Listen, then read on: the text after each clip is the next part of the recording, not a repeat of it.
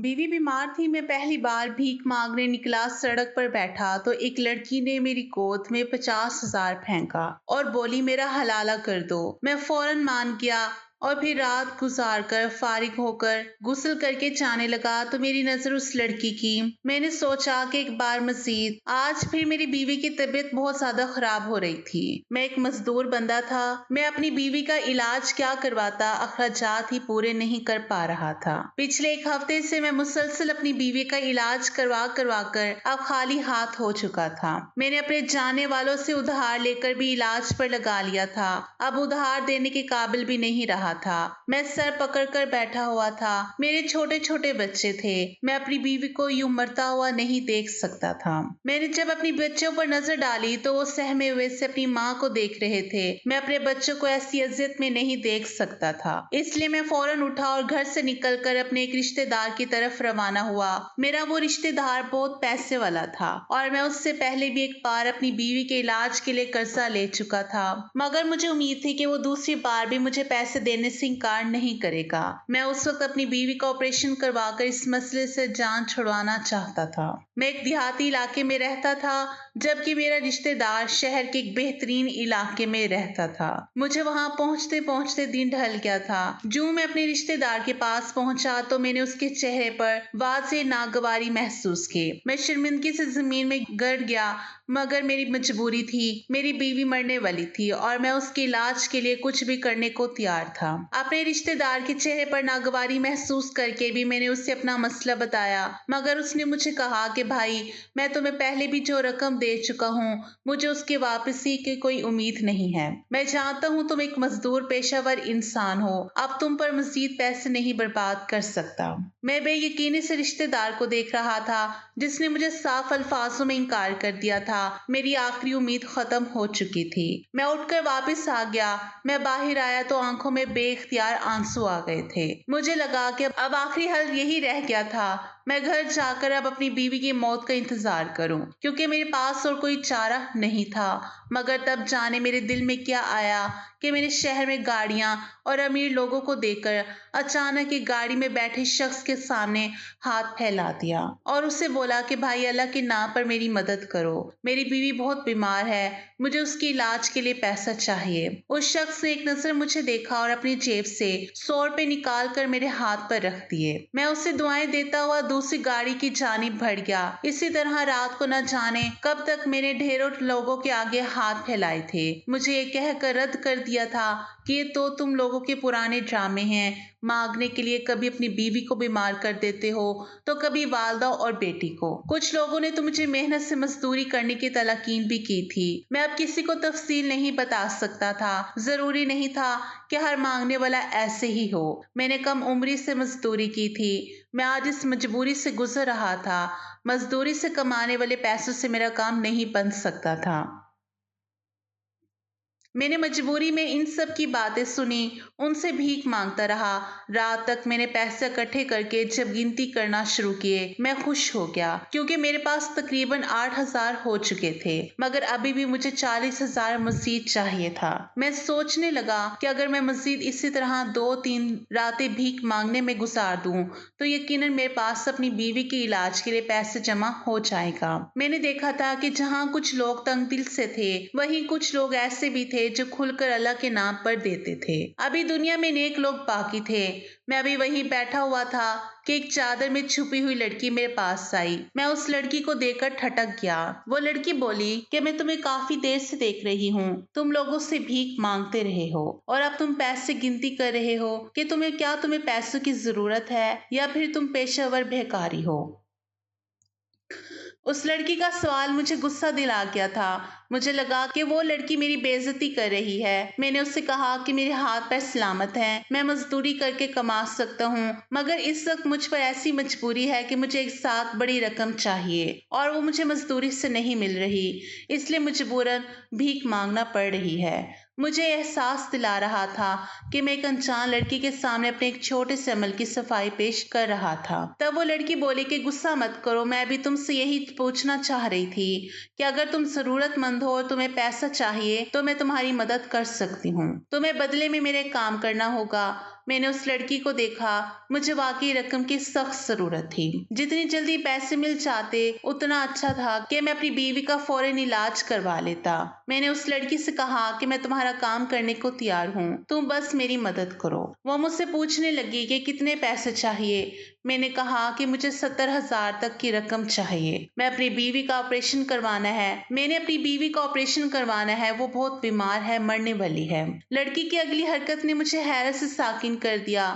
اس نے اسی وقت اپنے ایک بیگ کھولا اور وہاں سے 1,00,000 کی رقم نکال کر میری گود میں ڈال دیا۔ میں ہکا بکا سے اس لڑکی کو دیکھ رہا تھا۔ 70,000 دینے کے بجائے اس نے کہا کہ یہ رقم تمہاری ہوئی، بس تم اس کے بدلے میرے ساتھ حلالہ کرو۔ اس لڑکی کے الفاظ پر میں پریشان ہو گیا۔ میں شادی شدہ مرد تھا جو اپنی بیوی کے علاوہ کسی دوسری عورت کے بارے میں سوچ بھی نہیں سکتا تھا، اور وہ لڑکی مجھ سے حلالے کے لیے بول رہی تھی۔ میں پرسوچ نظروں سے کبھی اس لڑکی کو دیکھتا اور کبھی اپنی گود میں پڑی اس رقم کو، جس کے ذریعے میں ایک ہی دن میں اپنی بیوی کا آپریشن کروا کر اسے بچا سکتا تھا۔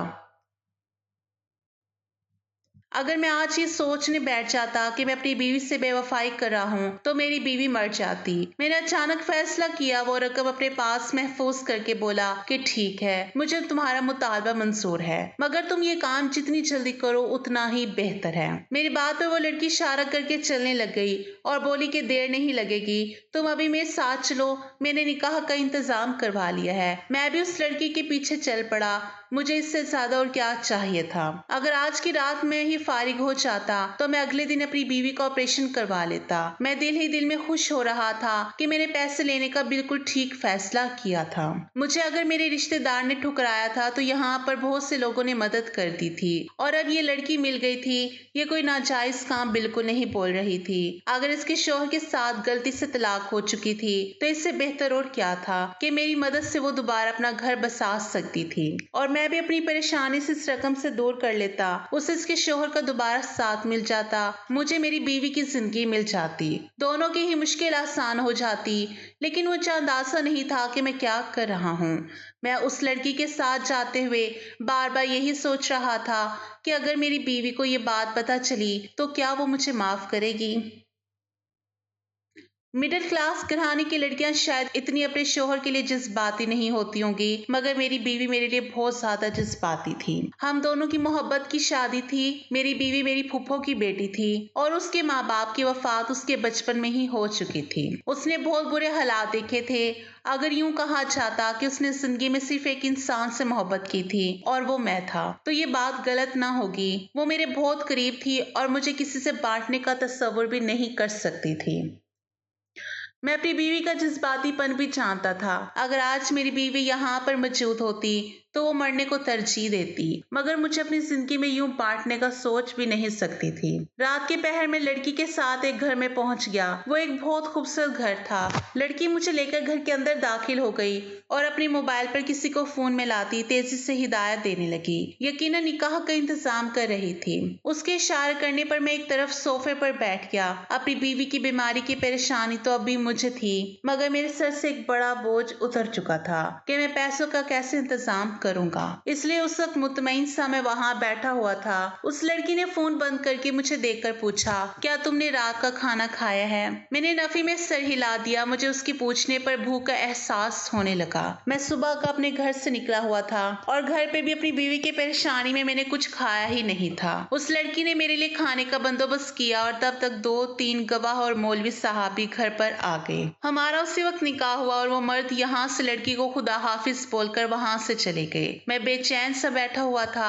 نکاح کر کے میں اس کے گھر بیٹھا ہوا تھا، مگر اب میری بیوی کے بارے میں سوچ سوچ کر مجھے پریشانی ہو رہی تھی۔ لڑکی میرے پاس آئی تو میں نے اس سے اپنی بیوی کے بارے میں کہا کہ سوچ سوچ کر مجھے پریشانی ہو رہی ہے۔ لڑکی میرے پاس آئی، اسے دیکھ کر مجھے حیرت کا جھٹکا لگا۔ میں مرد ہو کر اتنا گھبرا رہا تھا جبکہ وہ میرے بالکل پاس بیٹھ گئی جیسے یہ کوئی عام سی بات ہو۔ میں نے سنا تھا کہ حلالہ کرنے والی عورتیں بہت بے بس ہوتی ہیں۔ اپنے شوہر کے علاوہ خود کو کسی دوسرے مرد کے حوالے کرنا کوئی آسان بات نہیں ہوتی۔ نہ جانے اس لڑکی کا شوہر کون تھا جو منظر عام سے بالکل غائب تھا، اور وہ لڑکی یہاں اتنے اعتماد کے ساتھ ایک انجان مرد کو اپنے ساتھ نکاح کر کے لے آئی تھی۔ میں نے سوچا کہ شاید یہ کوئی شہر کی روایت ہوگی، شاید یہاں کی عورتیں ایسی ہی بے बाक होती होंगी। मैं सोचों में गुम था कि वो लड़की मेरे पास बैठी और बोली कि तुम क्या सोच रहे हो? अगर तुम निकाह करके पछता रहे हो तो फिक्र मत करो, कल सुबह तक तुम फारिग हो जाओगे और तुम मुझे फौरन तलाक देकर जा सकते हो। उसके बाद हमारा कभी सामना नहीं होगा तो कोई परेशानी की बात भी नहीं होगी। अगर कभी सामना हुआ भी सही तो ना मैं तुम्हें पहचानूंगी ना तुम मुझे पहचानना। तुम घर बार वाले हो और इस फिक्र में मुब्तला हो कि तुम्हारी बीवी को कैसा महसूस होगा। तुम परेशान मत हो, तुम अपनी बीवी को कुछ मत बताना। तुम ये सिर्फ एक बेबस लड़की की मदद करने के लिए कर रहे हो। उस लड़की की बातों से मुझे बहुत ढारस मिली और मैंने उससे कहा कि मैं सिर्फ एक सवाल करना चाहता हूँ। तुम्हारा शोहर कौन है? क्या वो जानता है कि तुम हलाला कर रही हो? क्या वो तुम्हारे साथ दोबारा शादी करने को तैयार है? मेरे सवाल पर अचानक वो लड़की बिल्कुल गुमसुम हो गई।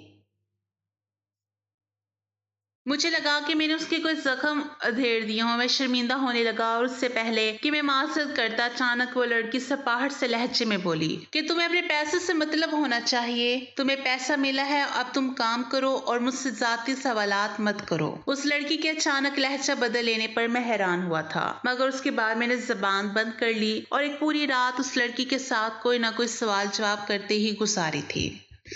अगली सुबह मेरी मामूल के मुताबिक सुबह आंख खुल गई क्योंकि मैं फजर की नमाज पढ़ने का आदी था। मैं एक मजदूर इंसान था, मुझे अक्सर फजर के वक्त मजदूरी के लिए जाना पड़ता, इसलिए मेरी आदत ज्यादा देर सोने की नहीं थी। मैं उठकर गुस्ल करने के इरादे से भी बाथरूम की तरफ जा ही रहा था कि मेरी नजर उस लड़की पर पड़ी।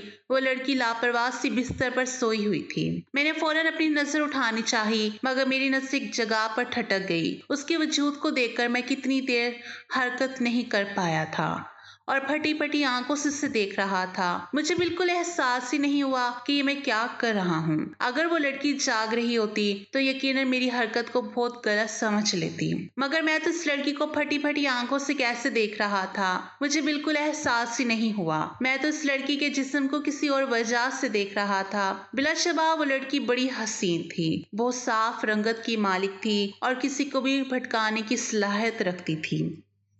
मगर उस वक्त मैं सोई हुई लड़की को जिस वजह से देख रहा था उसे सोच सोच कर मेरा दिमाग घूम गया था।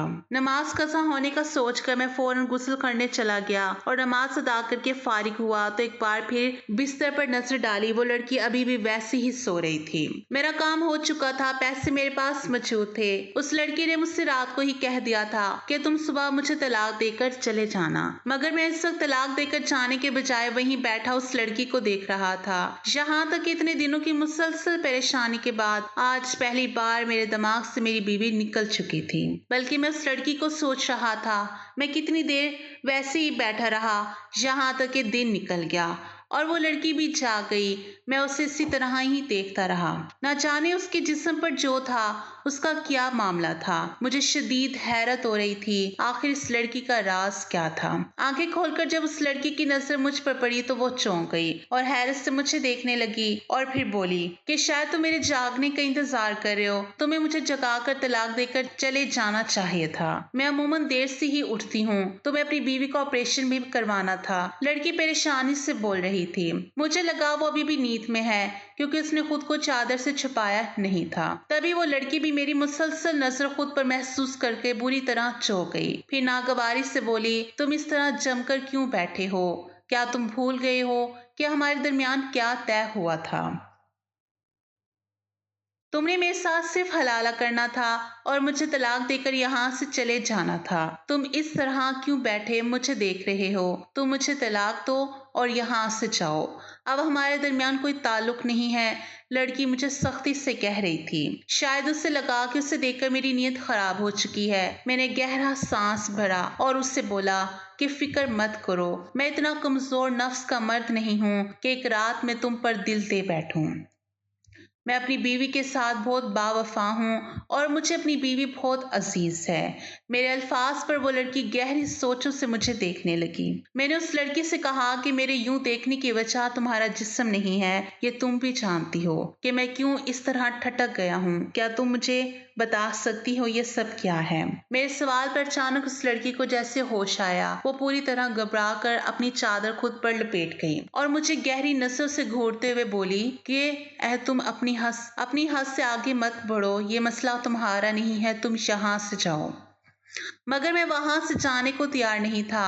मैंने उस लड़की से कहा कि जब तक तुम मुझे जवाब नहीं दोगी यहाँ से नहीं जाऊंगा। लड़की मेरे सवाल पर परेशान हो गई। उसे मैं एक सादा समर्थ लगा था जो उसके हुक्म की तामील करता, जैसा वो कहती और वैसा करके यहाँ से चला जाता। मगर मैं उस वक्त जिस संजीदगी से उसे देख रहा था, ये बात उसे परेशान कर रही थी और परेशान तो मैं भी हो चुका था। मुझे लगा कि उस लड़की के साथ कोई बहुत बड़ी गड़बड़ है। लड़की बोली कि क्या तुम्हें वापस जाने की जल्दी नहीं है? तुमने अपनी बीवी का ऑपरेशन भी करवाना है। मैं बोला कि मुझे अपनी बीवी का ऑपरेशन करवाना है, मगर मैं यहाँ से जाते हुए तुम्हें तलाक देकर नहीं जाऊंगा। तुम भी मेरी बीवी ही रहोगी। मैं जब तक तुमसे सच नहीं जान लूंगा मैं तुम्हें आजाद नहीं करूंगा। मेरी बात पर वो लड़की घबरा गई और चीखते हुए बोली कि तुम मुझे धोखा दे रहे हो। तुम भी नफ्स परस्त मर्द निकले। तुम्हारी नीयत आज मुझ पर खराब हो चुकी है। तुमने शायद अपनी पूरी जिंदगी में मुझ जैसी लड़की नहीं देखी होगी, जबकि तुम्हें मैं इतनी आसानी से मिल गई। वो बोली कि तुम्हें इस काम के पैसे मिले हैं। अगर तुमने मेरे साथ कोई चालाकी करने की कोशिश की तो मैं ये पैसा वापस ले लूंगी। तो मैंने उससे बोला कि मैंने तुम्हारा मुतालबा और पैसे को नहीं भुलाया, ना मैं ये भूला हूँ कि हमारे दरमियान क्या तय हुआ था। मुझे सब याद है और मैं अब भी तुम्हें तलाक देने को तैयार हूँ अगर तुम मुझे सच बता दो। वो लड़की मेरी जिद पर बुरी तरह जिच हो गई और बोली कि मैं पागल थी कि तुम जैसे मर्द को खुद पर सवार कर बैठी। तुम मुझे खामखा अपनी बीवी समझ कर रोके जा रहे हो, जबकि हमारे दरमियान सिर्फ हलाला की बात हुई थी। मैंने मजबूत लहजे में बोला कि तुम्हें छूने पर अपना इरादा नहीं बदला है, लेकिन इस वक्त मैं यहाँ से जा रहा हूँ। अपनी बीवी का पहले इलाज करवाना चाहता हूँ। तुम खुद ही देर कर रही हो। मैंने ये घर देख लिया है। मैं यहाँ पर दोबारा वापस आऊंगा। अगर तुमने इस घर से कहीं जाने की कोशिश की तो तुम खुद ही फंसोगी, क्योंकि तुम अब भी मेरे निकाह में हो और तुम ये सब जानते हुए अपने शोहर के पास वापस नहीं जा सकोगी। मैंने उससे कहा कि परेशान नहीं हो, मैं ऐसा वैसा मर्द नहीं हूँ, ना ही मेरी तुम पर कोई नीयत खराब हुई है। मैं अपनी बीवी से वाकई बहुत मोहब्बत करता हूँ। मुझे सिर्फ सच जानना है। उससे जाने के बाद मैं तुम्हें फौरन तलाक दे दूंगा। मुझे भी तुमसे मजीद कोई वास्ता नहीं रखना। तुम जहां भी जाओ मेरे से कोई मतलब नहीं। वो लड़की मेरी बातों से परेशान हो गई, मगर उसका अंदाज बता रहा था कि वो मुझे कोई भी बात बताने से कतरा रही है। मैं पलट कर वहां से चला गया और लड़की मुझे आवाज से देती रह गई, मगर मैंने उसकी कोई आवाज का जवाब नहीं दिया। मैं बुरी तरह उलझा वहां से रवाना हुआ और एक टैक्सी लेकर अपने घर पहुंचा। मेरी बीवी की हालत बहुत ज्यादा खराब हो चुकी थी और बच्चे रो रो कर बेहाल हो चुके थे। मेरी बीवी मुझे भीगी आंखों से देखने लगी। उससे यही लग रहा था कि मैं उसे छोड़कर जा चुका हूँ। मैंने अपनी बीवी को टैक्सी में लिटाया और अपने बच्चों को वहीं करीब घर में रहने वाली अपनी खाला के पास छोड़कर मैं अपनी बीवी को शहर ले आया। उसे अस्पताल में दाखिल करवा कर मैंने ऑपरेशन की रकम जमा करवाई। डॉक्टर ने फौरन उसका ऑपरेशन कर दिया। मैं पूरा दिन वहीं बैठा रहा और हैरत की बात तो ये थी कि अपनी बीवी की परेशानी के साथ साथ मेरे दिमाग पर वो लड़की भी बुरी तरह सवार थी। उस लड़की का जिस्म याद आ रहा था जो मैं उसके जिस्म पर देख चुका था। वो बात मुझे भूल नहीं रही थी। मैं चाह कर भी खुद को सोचने से रोक नहीं पा रहा था। मैंने खुद को बहुत समझाने की कोशिश की कि मैं उस लड़की को तलाक देकर जान छुड़वा लूं। मेरा इससे मसला नहीं है, मगर मैं ऐसा नहीं कर पाया था। दिन के दूसरे हिस्से में 4-5 घंटों के सब्र आजमा कर इंतजार के बाद डॉक्टर ने मुझे खुशी की नवीज सुनाई कि मेरी बीवी का ऑपरेशन कामयाब हो गया है और वह अब सिर्फ दवाओं के जेर असर पुरसकून नींद सो रही है। मैं खुश हो गया। मैंने एक नजर अपनी बीवी को देखा। डॉक्टर ने मुझे कुछ हदायत देते हुए समझाया कि अब 2-3 दिन मेरी बीवी को अस्पताल में ही रहना होगा ताकि हम इसका चेकअप वगैरह करते रहें। फीस मैं पहले ही जमा करवा चुका था। मुझे मजीद परेशानी नहीं रही थी। बीवी ने भी कई घंटे नींद में ही पड़े रहना था। डॉक्टर मुझे ये बता चुका था कि मैं वहां अस्पताल से निकला और मैं फौरन उसके घर पहुंच गया। मुझे रह रहकर ख्याल आ रहा था कि शायद वो लड़की वहां से भाग चुकी हो, मगर जब मैं अंदर गया तो ये देखकर मुझे सुकून हुआ कि वो लड़की अभी वहीं मौजूद थी। वो सर पकड़ कर सोचों में गुम बैठी थी और मुझे उसे देखकर बिल्कुल हैरत नहीं हुई थी। वो अभी तक किसी कमरे में बैठी हुई थी। उसकी परेशानी बचा थी जो मैं उसके सर पर सवार हो चुका था। मैं जानता था कि उसने क्यों ये हलाला किया था। यकीनन उसका शोहर दोबारा निकाह के लिए कह रहा था। मुझे देखकर वो लड़की तीर की तरह मेरी तरफ पहुंची और चीखती हुई बोली कि मुझे तलाक दो, वरना तुम मारे जाओगे। अगर तुमने मजीद मुझे अपने साथ लटकाए रखा तो मेरा कुछ नहीं बिगड़ेगा। बल्कि तुम्हें मार कर मुझे बेवा कर दिया जाएगा। तुम्हें लगता है कि मेरा शोहर कोई आम इंसान है? उस लड़की के अल्फाज पर मैं दंग रह गया। सुबह रो रो कर पागल हो रही थी और गुस्सा कर रही थी। अब मुझे धमकाने लगी थी। मेरा ख्याल बिल्कुल ठीक ठाक था। मैंने उस लड़की से कहा कि मैं अल्लाह के सिवा किसी से नहीं डरता। अगर अल्लाह ने मेरी मौत लिखी है तो मुझे मौत आ जाएगी, और अगर मेरी जिंदगी बाकी है तो चाहे उसका शोहर कुछ भी कर ले, मैं जिंदा ही रहूंगा। मैंने उससे कहा कि मैं अभी तुमसे वही बात करूंगा, तुम मुझे सब बता दो तो मैं यहाँ से चला जाऊंगा। मगर वो लड़की मुझे कुछ बताने को तैयार नहीं हुई और परेशान होती रही। मगर इस बार मैं डर चुका था कि ऐसे उस लड़की को जाने नहीं दूंगा। कि पहले रोज जब मैंने उस लड़की का वजूद देखा तो मैं बुरी तरह घबरा गया था। उस लड़की की पुश्त पर ब्लेड से लिखाई की हुई थी और वो अल्फाज मुझे दंग करके थे, जो कि वहां उसकी पुश्त पर हलाला के नंबर लिखे हुए थे। और आखिरी नंबर था कि 7वां हलाला, यानी मैं उस लड़की का 8वां हलाला करने वाला मर्द था। मुझे ये बात उसी रोज से बुरी तरह चुभ रही थी। मेरी इंसानियत ये गवारा नहीं कर रही थी कि मैं उस लड़की को यूं छोड़ देता। मैं जानता था कि वो लड़की खुद अपने वजूद पर वो अल्फाज नहीं लिखती होगी। यकीनन कोई और था जो उसके साथ ऐसा कर रहा था, और वो कोई और नहीं उसका शोहर ही हो सकता था। उसके बाद पूरे 7 रोज मेरी बीवी अस्पताल में बेहतरी की तरफ माइल होती रही और मैं उसी लड़की के सर पर सवार रहा था। मैं उसे तलाक ना देने की कसम खा ली थी। पूरा हफ्ता गुजर जाने के बाद भी जब मैंने उस लड़की का मुतालबा नहीं माना और अपने अल्फाज पर कायम रहा तो 7वें रोज उस लड़की ने रोते हुए मुझे सब सच बता दिया। उसने बताया कि वो एक दरमियानी तबके के घर से ताल्लुक रखने वाली लड़की है और वो लड़का उसके स्कूल में पढ़ता था। दोनों को मोहब्बत हुई और शादी कर ली, लेकिन शादी के बाद वो उसे हर किस्म की अजियत देने लगा और रोजाना उस पर तशद्दुद करता।